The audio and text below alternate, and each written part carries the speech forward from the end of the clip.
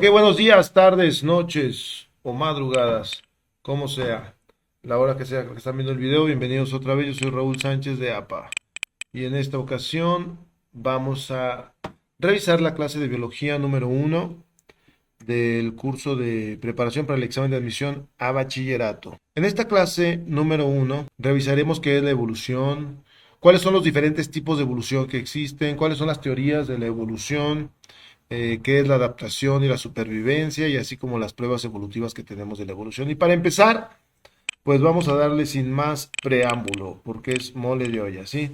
La evolución es un proceso que resulta en cambios en el material genético de una población durante un tiempo. Es el resultado de las adaptaciones en los organismos que han cambiado debido a factores como el ambiente. La evolución se puede mostrar como nuevos rasgos en las especies o como el surgimiento de nuevas especies.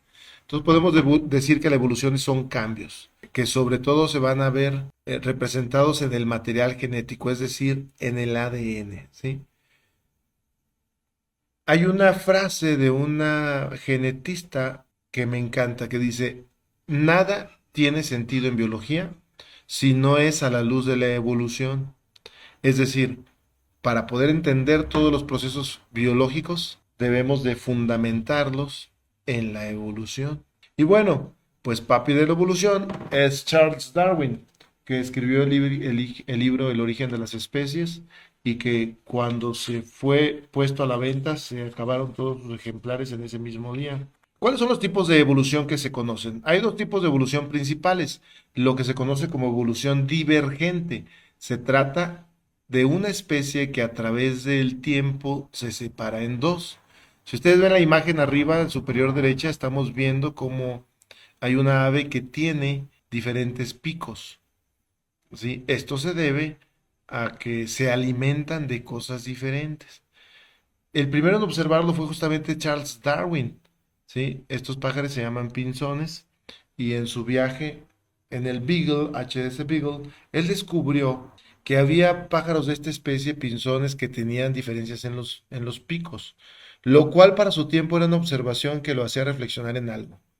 Recuerden que en ese tiempo se creía, no se sabía de la evolución, se creía que todas las especies diferentes habían sido creadas por Dios, y eso era lo que se divulgaba y lo que se enseñaba, ¿sí? Entonces él se preguntaba, entonces Dios creó dos tipos de pinzones diferentes, uno para cada isla, que se alimentan de cosas diferentes, o bien estas dos especies de pinzones tienen un ancestro en común y han evolucionado de acuerdo a la alimentación que predomina en cada una de las islas. Este es el planteamiento básico de lo que se conoce como evolución divergente, como una especie a través del tiempo puede crear variaciones y tenemos al final dos especies con alguna diferencia. También tenemos lo que es la evolución convergente. Sucede cuando las adaptaciones evolucionan de manera independiente. Por ejemplo, los insectos voladores, aves y murciélagos, el murciélago que es un mamífero, han desarrollado la capacidad de volar, pero de forma independiente uno del otro, porque incluso pertenecen a familias diferentes. Esos son los dos tipos de evolución que conocemos y que ustedes deben de conocer. Vamos directamente a lo que son las teorías evolutivas. Y empecemos por la teoría de Darwin Wallace. Charles Darwin, también conocido en las traducciones por Carlos Darwin, publica por primera vez su libro titulado El origen de las especies el 24 de noviembre de 1859. Obviamente, para enero de 1860 sale la segunda edición. Para que se den una idea del impacto que tiene el libro de Darwin, el libro se editó 6 veces en vida de Darwin. Desde su aparición se le han hecho numerosas reimpresiones y se ha traducido a más de 30 idiomas. Aunque primordialmente y ante todo es un clásico científico, el origen de las especies fue escrito para el público culto de la época de Darwin, y por eso tiene un valor literario único entre las obras de imaginación científica. Fue un libro importante en tiempos de su autor y lo sigue siendo, ya que la teoría de la evolución es la piedra angular de la biología moderna, y la obra de Darwin es el cimiento en que descansa dicha teoría. Sin embargo, No fue Darwin el primero en proponer que las especies de plantas y animales pueden cambiar con el tiempo.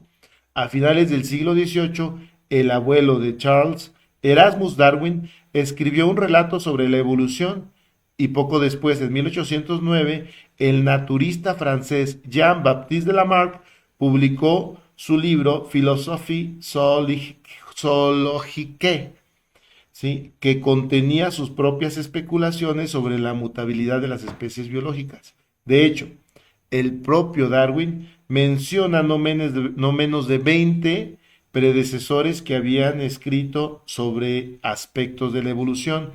Pero la verdad es que es a partir de Darwin cuando se origina la teoría de la evolución moderna. ¿Por qué? Principalmente por dos razones. La primera es que Darwin examinó paciente y sistemáticamente todo tipo de evidencia relacionada con su tema. De joven pasó 5 productivos años como naturalista del barco HMS Beagle, cuyo viaje duró de 1831 a 1836. Durante este largo viaje alrededor del mundo se convirtió en un excelente naturalista, observando, coleccionando y meditando constantemente sobre los numerosos fenómenos geológicos y meditando constantemente también sobre los cambios. ¿Sí? Empezó a dudar de la permanencia e inmutabilidad de las especies. Y aunque en 1837 y 1859 estuvo muy ocupado con diferentes actividades científicas, ¿sí? La cuestión del origen de las especies, que en aquel momento se llamaba el misterio de los misterios, siempre le persiguió. Esto hasta casi 20 años después, donde estuvo trabajando en su obra, ¿sí? Pero no se decidía a publicarla, sino que al ser el primero, no fue el único, ¿sí?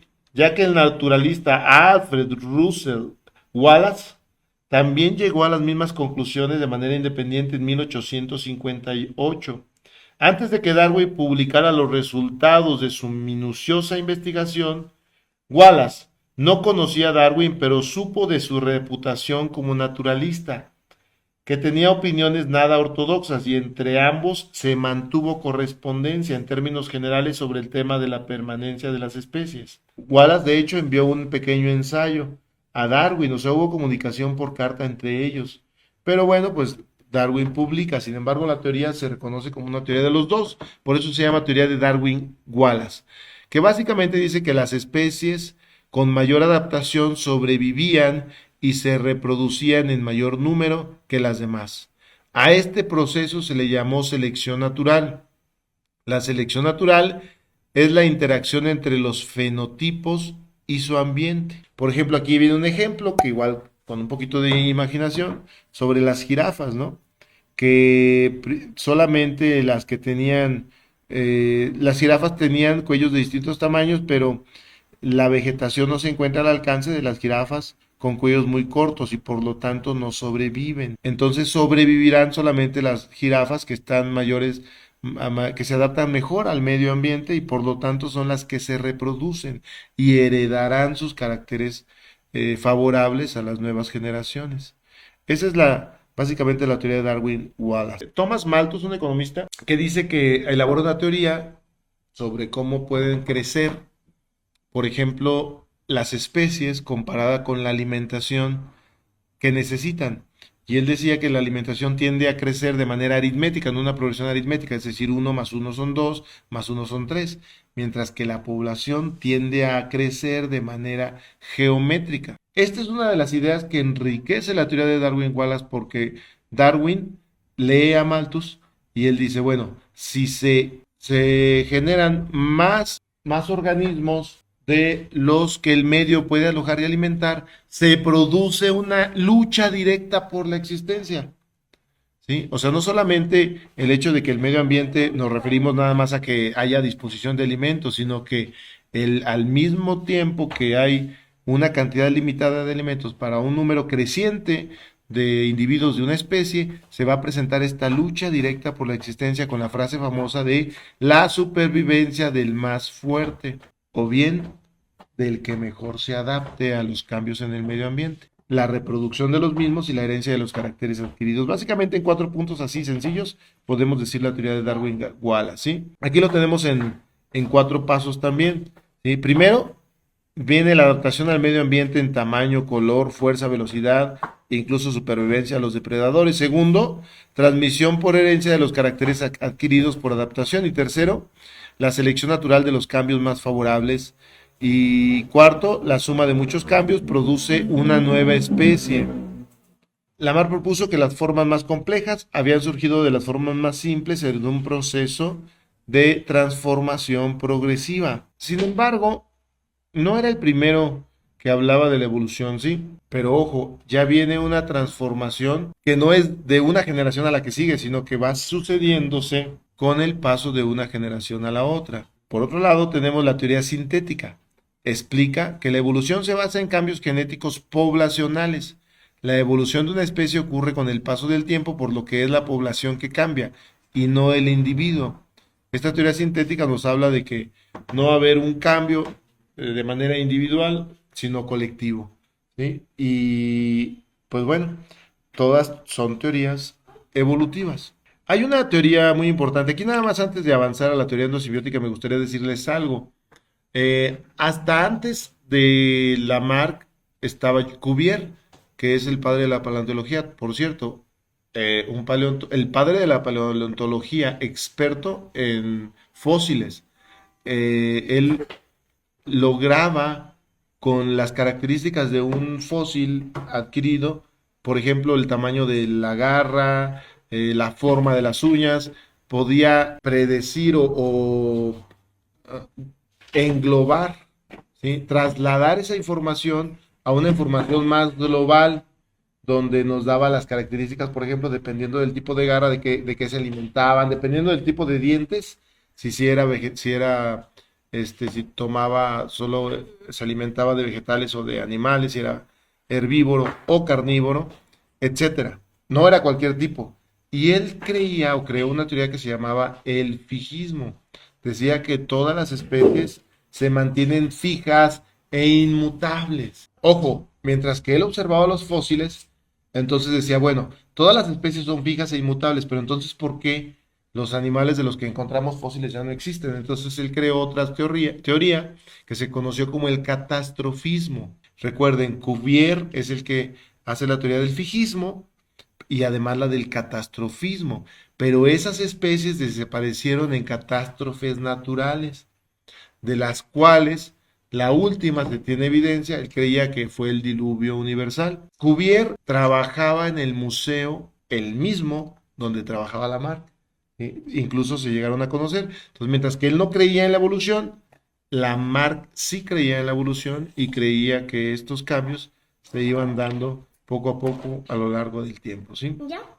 Una de las teorías que tiene que ver con la evolución es a nivel celular, lo que se conoce como la teoría endosimbiótica. Fue presentada por Lynn Margulis en 1967.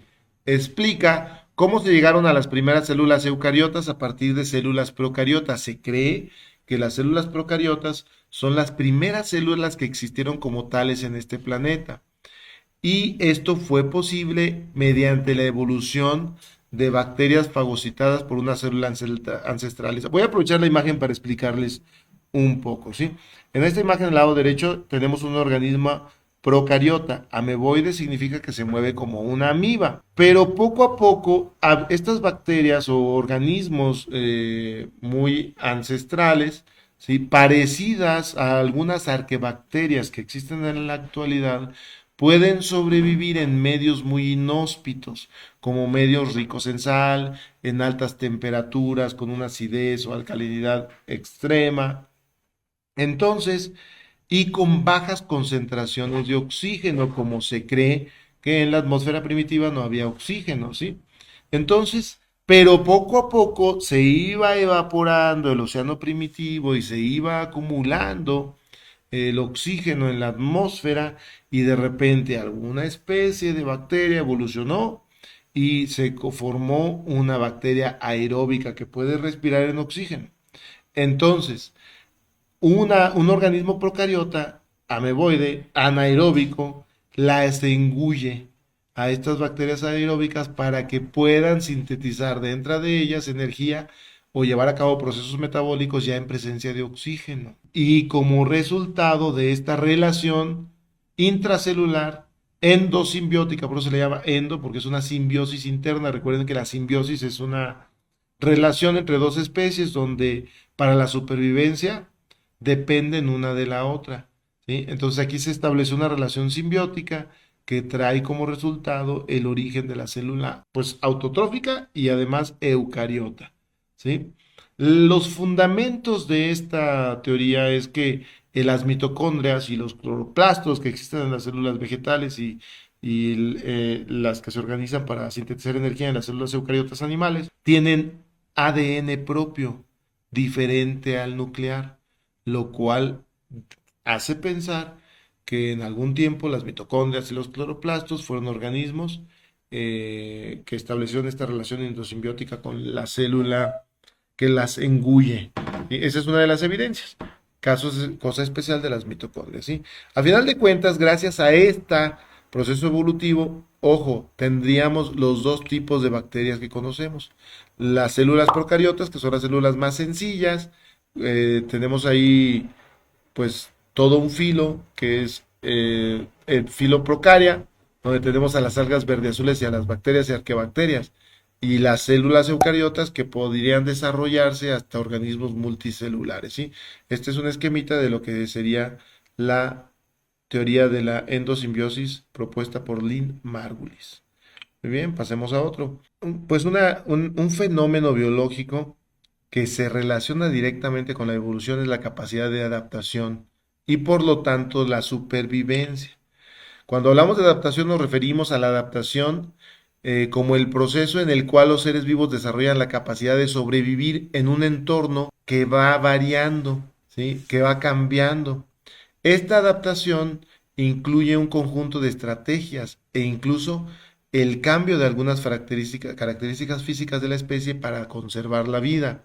La adaptación juega un rol esencial en la evolución de las especies, ya que la selección natural garantiza la descendencia de quienes se adaptan mejor al entorno y a las variaciones. Son los que van a sobrevivir y por lo tanto los que se van a reproducir. Ya dijimos eso. Eso es adaptación. Es una característica de los seres vivos. Los seres vivos se pueden adaptar. ¿Sí? Hay diferentes tipos de adaptación, las adaptaciones morfológicas o estructurales que ocurren cuando hay una variación en el cuerpo mismo de la especie, es decir, una variación anatómica. Las adaptaciones fisiológicas o funcionales que tienen que ver con alteraciones en el funcionamiento interno del organismo, tal como el desarrollo de nuevos órganos, la adaptación etológica o de comportamiento. Como su nombre le indica, se refiere a los cambios comportamentales que las especies adaptan y transmiten a su descendencia, ¿sí? Como los monos que empezaban a lavar las patatas, etcétera, etcétera, ¿sí? Entonces vamos a dar algunos ejemplos de adaptación. Las espinas de los cactus, las espinas son hojas adaptadas a una nueva forma, filosa y puntiaguda, que brindan una superficie a la condensación del agua, que en esos lugares no es muy abundante. Entonces, eso les permite mantenerse vivas a pesar de que haya poca agua en un desierto, etcétera. La glándula de sal de las iguanas marinas. Se trata de reptiles que volvieron al mar con el curso de las generaciones. Sus cuerpos no estaban adaptados inicialmente para la cantidad de sal que absorbían del agua. Así que sus cuerpos, con el pasar de los años, desarrollaron una glándula en la que acumulaban la sal y luego la expulsaban. Se llaman glándulas de sal. Esos son ejemplos de la adaptación. Y el fenómeno de la supervivencia, entonces, ¿qué es la supervivencia? Cuando hablamos de supervivencia nos referimos a vivir después de un determinado suceso o bien vivir en condiciones difíciles y sin medios. El superviviente o sobreviviente es la persona o el individuo de la especie que logra mantener la vida en situaciones extremas que podrían causarle la muerte. Se habla de supervivencia cuando se produce un accidente o suceso de gravedad, ¿cierto? Entonces, la adaptación puede originar esos factores favorables para la supervivencia. Muy bien. Por último, vamos a hablar un poquito sobre las evidencias que existen de la evolución. Ya les dije bueno, tenemos las pruebas paleontológicas. La paleontología es una rama de la biología que tiene como objeto el estudio de los seres antiguos, el registro de fósiles y reconstrucción que nos puede dar una idea de la evolución. Los paleontólogos reconstruyen árboles familiares para representar las relaciones entre los individuos. Por ejemplo, aquí tenemos el humano, ¿sí? Cómo puede haber una relación entre la forma de los cráneos de un macaco que pesa 100 gramos, de un orangután que pesa 400 gramos, de un chimpancé, perdón, que pesa también 400, y el cerebro del humano, que ya llega a pesar de 1200 a 1400 gramos, ¿sí? Estas pruebas paleontológicas sugieren la evolución. También tenemos pruebas anatómicas, ¿sí? Por ejemplo, la existencia de órganos homólogos. Son aquellos órganos que tienen la misma estructura o parecida, al menos de manera interna, pero pueden estar adaptados a funciones muy distintas. Su semejanza confirma que preceden de un antecesor común, o al menos lo sugiere, si no lo confirma, ¿no? Como las de los humanos. Ojo, vean cómo las aves del murciélago o algunas aves podrían tener los huesos muy similares. ¿Se dan cuenta? También tenemos las pruebas anatómicas de órganos análogos, aquellos órganos que tienen una estructura distinta, pero tienen una forma y una función muy similar, como las alas de un insecto y las alas de un murciélago. Una cosa es la órganos homólogos y otra cosa es órganos análogos. Estamos hablando, cuando hablamos de homología, de misma estructura, y cuando hablamos de analogía, de función similar. También tenemos los órganos vestigiales, es decir, órganos que ya no funcionan actualmente, pero que se sugiere fueron activos en otro tiempo, que están presentes en los seres vivos, pero no se usan. Son órganos atrofiados, no funcionales, pero que sí eran funcionales en sus antepasados. Como por ejemplo, las muelas del juicio, ¿sí? Ya han dejado de usarse. El apéndice, ¿sí? Que es como un pliegue retrógrado del colon, a nivel del colon, donde vacía el intestino delgado, el intestino grueso, el ciego. Aquí hay un repliegue, un remanente, el apéndice, que dicen los médicos solo sirve para una cosa, para darle dinero a los cirujanos. También tenemos pruebas embriológicas.